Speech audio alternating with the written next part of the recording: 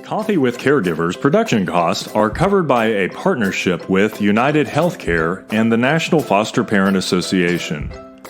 We receive no federal or state funding and depend on our constituents and viewers to help us achieve our goals to provide support and services that meet identified needs within our mission. We would like to welcome the viewers of Coffee with Caregivers to the family. The National Foster Parent Association offers several membership opportunities for individuals, child placing agencies, and state and local affiliates. You can join today or donate at nfpaonline.org.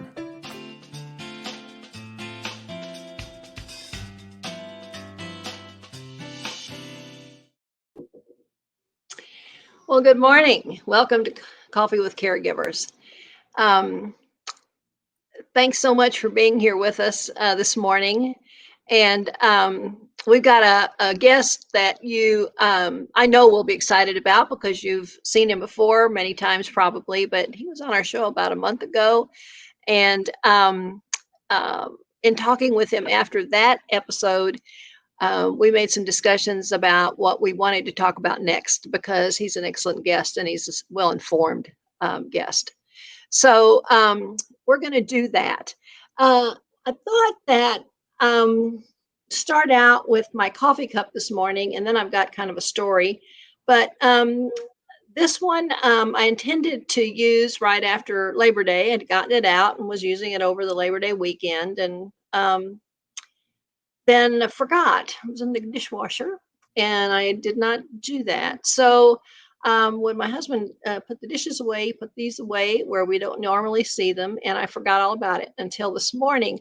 And I thought, you know what? It's never too late to show my patriotism for this great country. And so that's what I'm doing this morning.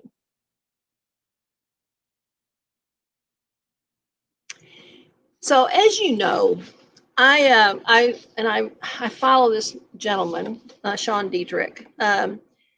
And I'm not going to read this whole post, but I'm going to give you the gist of part of it and then read a portion that I think is really, it's poignant for me and I hope will be for you. Sean and his wife, a few days ago, started on a bike ride through the Appalachian Trail, which is several hundred miles long. And they're not typical bikers. I mean, they ride around their community and things like that, but this is really testing them. And in one place, he says they're in the Allegheny region right now, biking for 2 days. He says, my body hurts, and I mean, all over. If it's attached to me, it hurts, no matter how small the body part. My fingernail hurts. My hair cuticles hurt. My nose, totally sunburned. And so what an adventure they're having. And he talks in here about how it's hard to talk when you're pedaling because you're not right beside each other usually. You know, you're going down a trail, and how you get so exhausted toward the end of the day that you can't talk anyway because you know that's going to take a few calories, and you've got to have every calorie you've got to burn to get to the place where you designated that you're going to spend the night, right?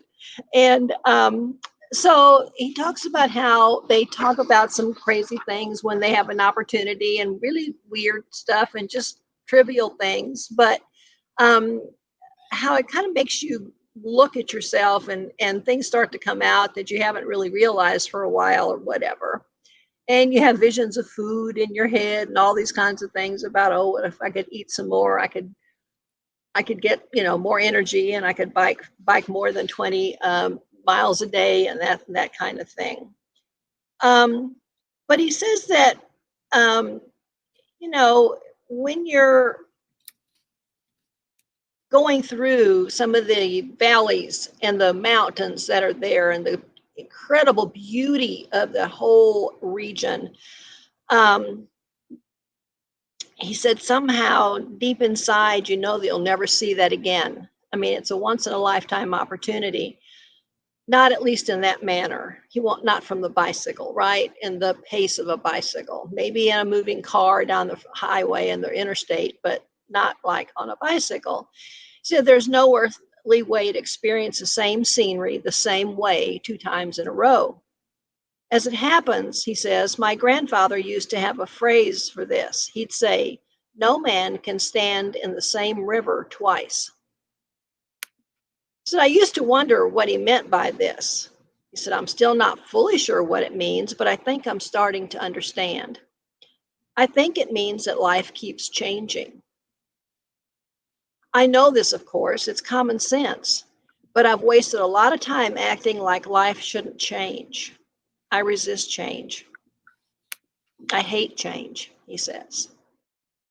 But time does go forward, with or without you. You can't go back and you can't stand still. Whatever was behind you doesn't exist anymore, and it's not real anymore. It lives only in your head now.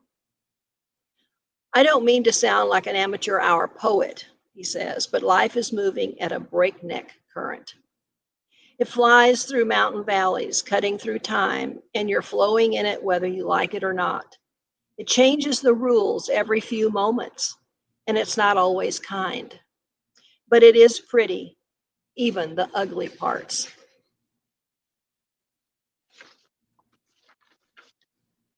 By the time you're at the end of your ride, you'll be in the best shape of your life. You'll be able to handle almost anything. But by then it won't matter anymore because you're at the end of your trail and there are no miles left to cover. Maybe on that final day, we will understand it better. Maybe we'll realize that life wasn't a riddle to figure out. It wasn't a game to win. It was supposed to be fun. And the thrill of it was not having any idea what the heck you'd gotten yourself into. That message really resonated with me when I read that last week. And because life change is happening way too fast. And we're all trying to figure out how we are a part of it, how we fit into that, where do we fit into that, and stressing over so many things and not having the kind of fun that he speaks to here, because this should be an adventure for all of us until our last parting days on this earth. So I hope this little tidbit of reflection was helpful to you as it was to me. All right, so our guest today, I'd like to reintroduce you to Dr. John DeGarmo. There you are, John. Hello. Welcome back. Thank you so much. Great to be back. I know it's only been a month or so, maybe 5 weeks. I didn't look at the calendar, but I'm just thrilled that you were able to join us again with your incredibly busy schedule on a topic that I think will resonate with everybody who has children in school, grandparents, relatives who are trying to help with those situations, for parents who can't be the school teacher or whatever. And we're going to talk about school issues and how that affects not just kids in foster care, but all kids, right, in the family. And but how it can especially impact kids in foster care from traumatic experiences, and how they can rehash and kind of bring back a lot of events in their memories, and maybe even triggers that can happen based on what they're experiencing. So I know you've been doing a lot of studying about this and research about this. Because of all that you share with so many foster parents around the United States and internationally as well. And so I thought you'd be the perfect person to kind of give us some of your latest insights into how we can better manage the future as the kids are back in school or still being virtual, or what all that means depending on where each family lives. So if you would briefly introduce yourself again, and again, tell us what you think is important about that, and then talk to us about your cup. Then we'll get into the deep topic of something important today. Well, thank you. And thank you for allowing me to be back here. I really appreciate it. I'm Dr. John DeGarmo, the founder and director of the Foster Care Institute. I've been a foster parent for a long time to over 60 plus children. I got my doctorate really in schools and foster care, that kind of field. When I think we talked about this before, you and I, several times. I've never planned to be a foster parent. I was a teacher originally. And then I started noticing a lot of my students coming through my classroom years ago. I was teaching in a rural high school setting. Noticed a lot of kids coming through my classroom who had issues of attendance, issue behaviors, issues of academics. And I kept asking myself, what is the correlation here? What's going on? And then I met a lot of the birth parents and I realized, aha, starts in the home. Starts in the home. And that really led my wife and I to becoming foster parents because we lost our first child and we wanted to help other children. So that kind of led us down the road of foster parenting.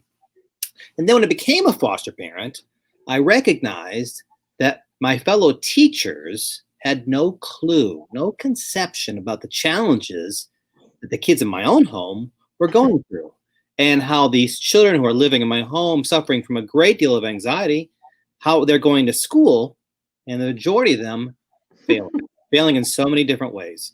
And then I remembered that, I was a teacher. When I was training as a teacher, there was nothing to prepare me for that. There was no training, no resources, nothing. And before I was a foster parent, I had those misconceptions about kids in foster care and foster parents. And I thought, most teachers probably feel the same way that I do. So my doctorate was bringing together foster parents, caseworkers, and teachers all together to help these children in foster care succeed in school, to navigate that incredibly difficult, challenging, emotionally churning time for kids in foster care in school. So this topic we're talking about today is really something that's special to me, important to me. Oh, and my cup. So my cup. I see you have an American flag there. Yes, I do. And I'm an incredibly patriotic person, but I thought I'd bring out for my wife, who is from Australia. This is an Australian bushels cup. This is an Australian breakfast cup. So I'm doing this in honor of my wife and my children. And people look at my children and they see a wide variety of colors and shapes and sizes, and they say, are your kids this? Are your kids that? Or are they this, that? I say, nope, they're all Australian American. They say, what? I said, well, if you're going to put a label on them, we're just going to label them as Australian Americans. So, so in honor of my family, my kids, I'm sipping some water out of my wife's Australian cup. She doesn't know I'm drinking out of here, so I'm going to be keeping it quiet. Okay. So please no one mention it. My husband and I had an opportunity to visit Australia. Oh gosh, it was in the spring. No, actually, winter of 1986. And we attended the International Foster Care Organization conference in New Zealand, in Christchurch, New Zealand, for a week. And then we decided, well, since we were going to be all the way in New Zealand, we would make a trip to Sydney. And so we flew to Sydney. We only were able to stay 3 days, but we got to do that, right? We didn't get to see Australia like we wanted to, but we certainly got to experience Sydney. And it was a wonderful thing to do. And we've always wanted to go back because we wanted to experience much, much more of the country, because we knew that was one snapshot of certainly what Australia was about. And it was, they were having some, I don't know, bicentennial or something celebration while we were there. It was just the perfect time to be there. All the history of how the people got there and everything that happened. So you've been able to go and experience that much more than we have. I hope that's on our bucket list to do yet. And hopefully we'll be able to do that. A long way there. It's a long Yes, trip. it is. It's a very long way, a very long way. Right quick, what you were saying about the training that teachers get, and others that work within the school systems was really null and void for many, many, many, many years when it came to foster care, to child abuse, to the dynamics of it, and certainly before we started talking about trauma, right, and trauma-informed care, trauma-informed classrooms, all those things. And I know when we started fostering, and this is way back in the 1974, when we started fostering, it was probably around 78 or 79 when we had children that went to school Before that, they were younger. And we identified right away that this was going to be an issue, regardless of if they were elementary or middle school. Hadn't had a teenager at that point yet.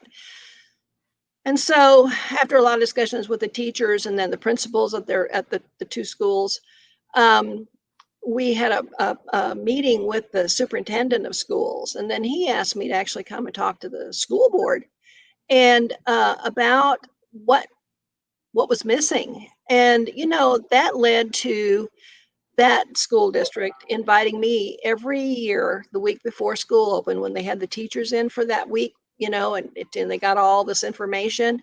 I had 3 hours. Wow. With all the teachers in that school district, 3 hours that week before, to talk about child abuse, the dynamics of child abuse, the issues that kids typically have in the classroom, some things that, we'd learn how to manage some of these behaviors in different ways and to be creative.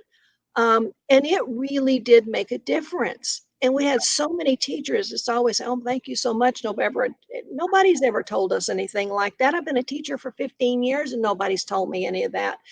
Um, it's just so important for everybody who's listening to understand how important every little step of advocacy that we do on behalf of all of our children um, is incredibly important, and it benefits then all the rest.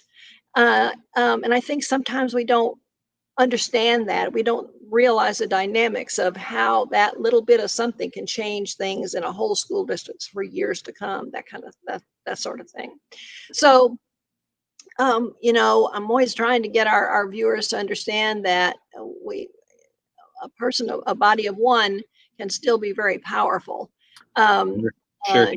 and depending on how we do things. And then as we advocate on a bigger level and we get, more of us, then power in numbers is very important. But especially on the local level, what each person can do really Well, can be amazing. well, let's talk about that for just a minute. I think foster parents need to recognize this as important here. For the children in their homes, the foster parents are their biggest and strongest advocate within the school system. Even a kernel of information about the child's past to the teacher most likely will help that teacher to better understand what the child's going through, why that child is withdrawn the classroom or acting out or homework is not done, whatever it might be. And that little bit of information for the teacher most likely will open up that teacher's heart, be much more understanding, more compassionate, towards that student in the classroom, towards that child in foster care. So foster parents have to advocate for these kids in the school systems, be in the schools, talking to the teachers, talking to the administrators, talking to counselors and saying, "Hey, I'm the foster parent. Here's a little bit of information I can give you about this child. This is why the child might be acting this way, because of the visitations that are weekly, right after school or during the school, because of the court hearings, because of some of the abuse or trauma they might have felt." Again, that little bit of understanding for the teacher and the school administrators Mhm. is going to make it a lot easier for the child in the long run. Right. Absolutely. So let's talk about COVID-19 and how that has, I guess, magnified in many ways all of these things that these kids were already experiencing, right? Right. And now they're experiencing in a different environment and in a different way, electronically, just all of those things, and then the social isolation of not being able to go onto a campus and be a part of something if that's the way it is for your kids. But then also the fear that as parents we would probably have. I don't have any kids in school, but I got grandkids in school. And are they going to be okay? Are they going to be safe? Are they going to get sick right away? Is there going to be, going to have to close school after a week? Of what are they going to do? Because you hear these horror stories. And yet, in talking with some of my own grandkids that started a week ago back to the classroom, they're like in hog heaven. They're so happy they can't stand it because they were so lonely and missed their friends so much Right. that they're willing to risk anything in their minds because they don't understand the whole dynamics, but to be back to that kind of regularity and normalcy in their life and with their buddies, with their band, just all of it. And so I've got such mixed feelings about, is that safe? Is it the right thing to do? And yet I'm visiting with my 15-year-old grandson yesterday or day before yesterday, and he's talking about how excited he is to be back with his bandmates and, practicing and just all of that. And looking at his face when he's telling me about it was priceless. Right. It's the right thing for him, so I have to pray that it is for everybody. But I know that, like I say, I'm talking too much and I shouldn't, but for me, I think you really have done a lot of research on this, and I'd love your words of wisdom. Well, thanks. Quite frankly, kids need to be in school to begin with. They need to be in school. We have, there's so many layers to this topic, to be sure. To begin with, these for months from March to April to May or June, when we initially closed down pretty much the entire nation, and kids came back home and they're learning at home, there were a number of problems. To begin with, does the family have internet capability to learn online resources? Many families, mine in particular, do not.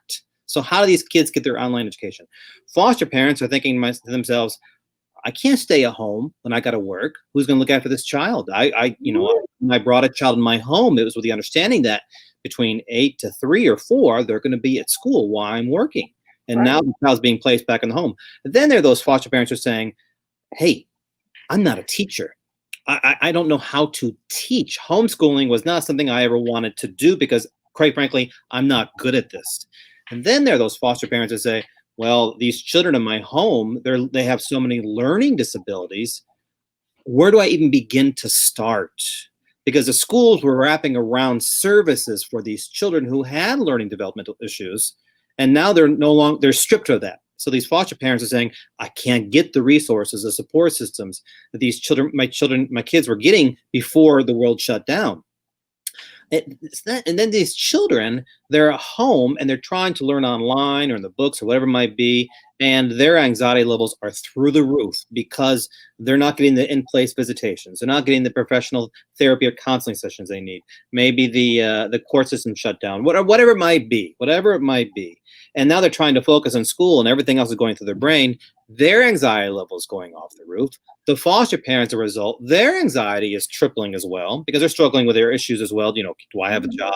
Can I feed my kids? I can't teach kids. I didn't sign up for that. So I was hearing from foster parents early on that this is going to drive me either nuts or I can't be a foster parent because I can't provide the services that these children need educationally. And we already know that most kids in foster care are far behind academically. They struggle with reading and math issues. They're at least 18 months behind academically in general.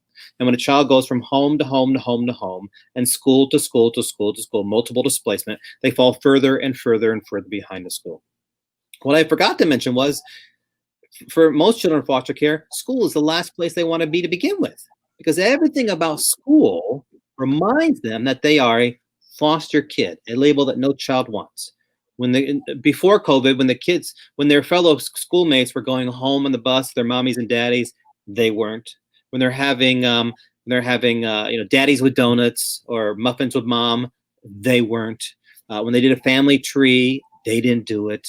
So they're struggling with schools. They're thinking about, will I go home? Who's this family I'm with? Did I do something wrong? And they're having to give all this work, this reading and math and social studies, and their brain is every place else but that. So they either withdraw or they lash out. That was before COVID.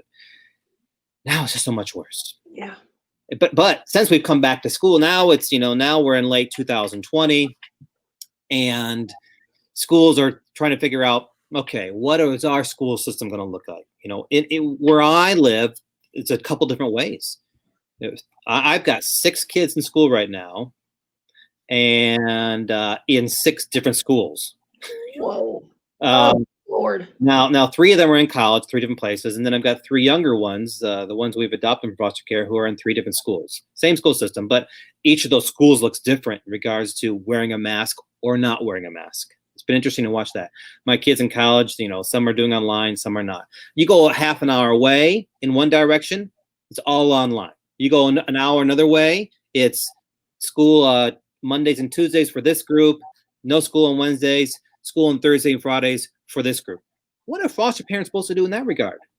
Do I completely work around my work schedule? Will my boss accept this? And then then again, we have kids who are now learning online, and it's just a really tough time. And we're going to lose good foster parents because of this. The kids are going to, as I said earlier, their anxiety levels are going up, and so many people are saying, "I need help with this." Yeah. And then you hearing it every day, right, at our offices too. So right. And imagine those children who are placed in foster care, and they're suffering from a number of anxieties, and they're going to school, and they have to social distance between the desks and between the hallways and at lunchtime, and they're having to wear these masks. This is just placing more stress upon them, more anxiety upon them, and there's a limit that they can take.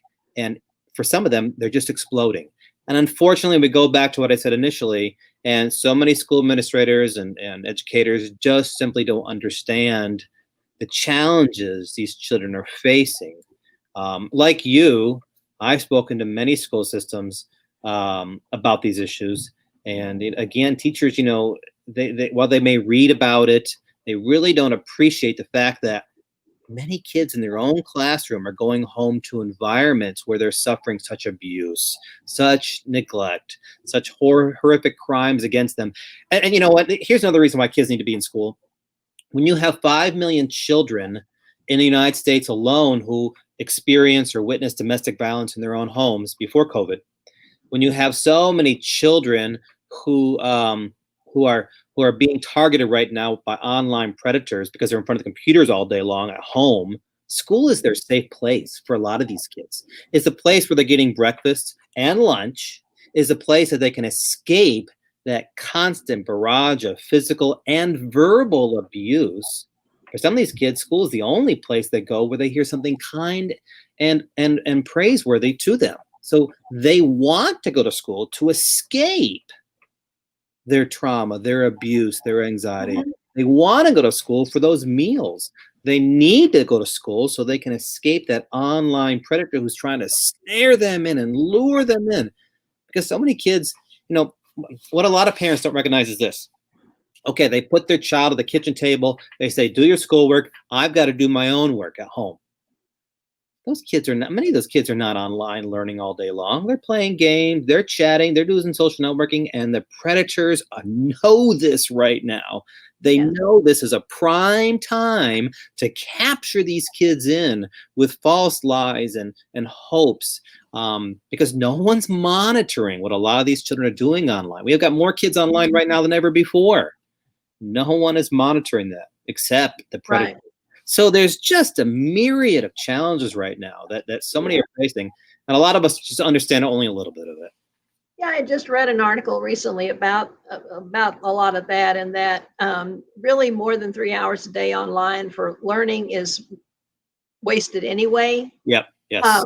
Right. Because their brains just aren't going to absorb any more than that in that medium, and then the rest of the time they're at loose ends, and so they're on some kind of electronics doing something, and people are not paying any attention to that, and how dangerous that is. And with human trafficking and sex trafficking and even indentured servitude that's going on at a horrid rate in this country, it just is a pipeline for those people. I'm not going to call them humans because they're, in my book, they're not. But those people who prey on innocent children, and I I don't know how to fix that for people. I had a mom call and said, we we stopped fostering recently because we wound up adopting the rest of the kids that we had, and so now we're like over the limit of what you can be a foster parent and have in our state. And so she said, but we've got kids in three middle school, elementary school, middle school, high school, 4 different campuses, 2 different school districts, depending on the older ones are other places because of those special needs. They were going to these other programs. And so she said, first of all, like you said, well, they have 1 computer in the family. Yes. Well, you can't do that with 1, right? They also live rural. And so they had really bad internet capabilities. And so, she didn't know what to do about that. And then the first time she called, I said, well, go to the school district and see if they are going to furnish some devices for the students and things like that, because some of them are providing hotspots, right? It depends on how much money does that school district have? How much did they get out of some of the COVID funding for schools, if any? Where is it going? Is it going to that, or is it going to something else? And even then, they did. I think they wound up getting 4 more devices, and so they had 5 as a total. But then her husband was told to work from home. He had to have his computer all day, so they were down to 4 again with these 8 children. And she said, we still didn't know what to do because everybody was scheduling everything at the same time.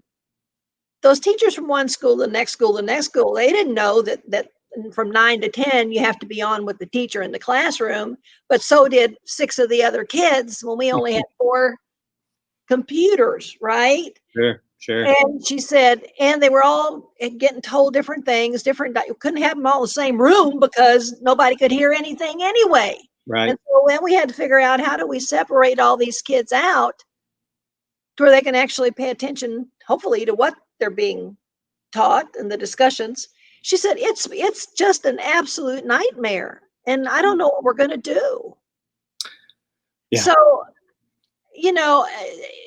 even with some of the supports that are out there, it's still not enough. And some of her kids are special needs and had one-on-one assistance in the classroom. She said, how can I be one-on-one to 3 children at the same time, and the 5 other ones, I'm supposed to be helping them figure it out too. And then I have time to cook and clean and laundry and everything and get everybody their appointments. Yeah, I was there. I was in that same world between March and May. Same world.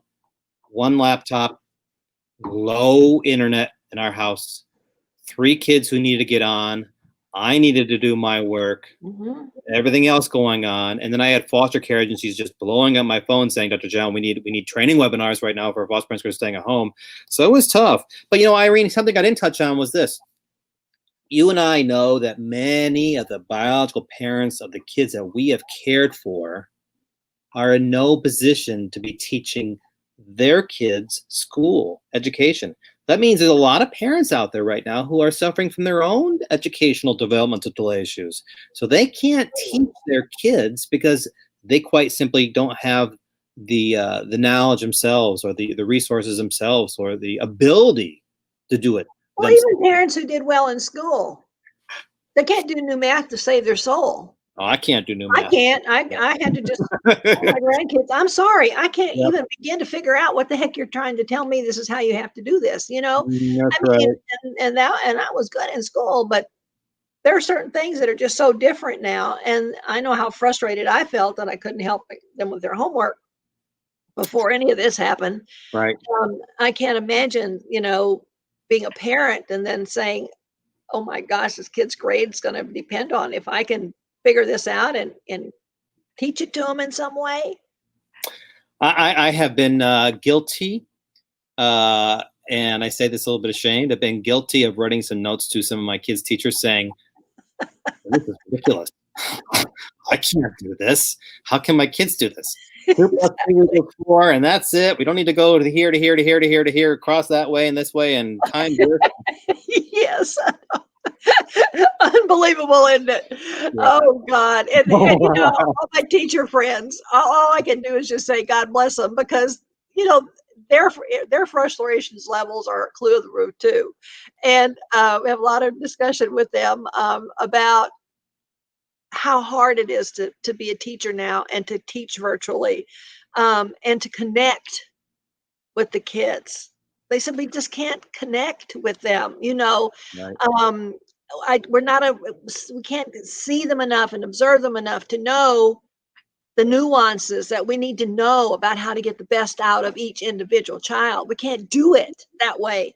And so the frustration level for them, you know, that are very dedicated teachers, that we're not being effective. We're not being who we need to be to these kids. And so, you know, I think it's important to recognize that the frustration level is not just with the parents who are dealing with this, but with the teachers who are held responsible for these kids learning, right? Ultimately, and passing everything they're supposed to pass, and all the special tests they have to have in order to, depends on what school district they live in or what state, you Right. know, to move on to the next grade and all that kind of stuff. It's on the backs of these teachers. Right. And they're held accountable to it. They're held accountable. And it's like, what are we going to do? We Right. have some parents who try so hard, other parents, we Yes. still haven't talked to them, you know. Right. Um, Right. and so they're facing their whole side of that as well. And I think it's important to talk about Yeah. that. And schools are scrambling right now to try to figure out what's the best policy this week, and they're changing it midstream. I think we are all in a world right now where we're throwing so many things up against the wall, and we're hoping, will one of these stick? I agree. I agree. You know, and schools are changing their policies week by week. You know, this week might be great, but we went away for a 3-day weekend, and people came back and they're now sick. You know, and now we're living in a world where if a child, well, let me step back a minute. When I was a teacher years ago, and I had a fever, but I knew that I'm going to pop some aspirin. I'm going to take some other medication. My wife's doctor of nutrition, and I'm going to go to school and I'm going to tough it out because my kids need me there. But now, if you walk into a school with even a cough during allergy season or a sniffle, they're sending the students back home. They're sending the teachers back home. And you know, I've heard of reports of, I'm sure you have too, of students who arrive at school. They've got a cough. Everybody gets concerned, and the school's calling the parents up and saying, "Hey, come get your child," but I'm at work. I can't get there for another 4 or 5 hours. You know, again, we are just at a world right now where we're hoping something's going to stick. Right. Well, John, looks like our time is up again. It always goes too fast when we're talking together. Any just like final words you want to say on this topic before we do our little closing Well, activities? I think you touched on something that's important. If a child is learning at home, if they're doing some type of virtual learning at home, they can't go past 3 hours. You know, what I recommend is this: maybe 25 minutes on English and 25 minutes on math, 15-minute snack break, return to 25 minutes on social studies, 25 minutes on science, you know, another break, do some music, do some art. When I was teaching my kids at home, we had art lessons every day. I'd put on a record, an old-fashioned record, and I'd say, you know, draw a picture based upon what you feel. And we go outside and we would do some stuff in nature. So in front of that computer all day long is not healthy for so many reasons. And as you mentioned, they're going to lose track as well. So realistically, people have to recognize if my kid's learning at home, they're not going to go past 3 hours, because if we think about what happens in school between the transitions, the classrooms, and the lunch, and all that kind of stuff, you know, learning, even though there may be in school for 8 hours, learning's only taking place really for 3 or 4 hours if we're honest with ourselves. Right. So to expect a child to sit in front of the computer from 8 to 3 is not realistic and is not healthy. And then also, if your child is going to school, just be very patient, understanding with the schools, because they are struggling right now as well. Everybody's having a hard time with this. Everybody's having a hard time with this. Or true.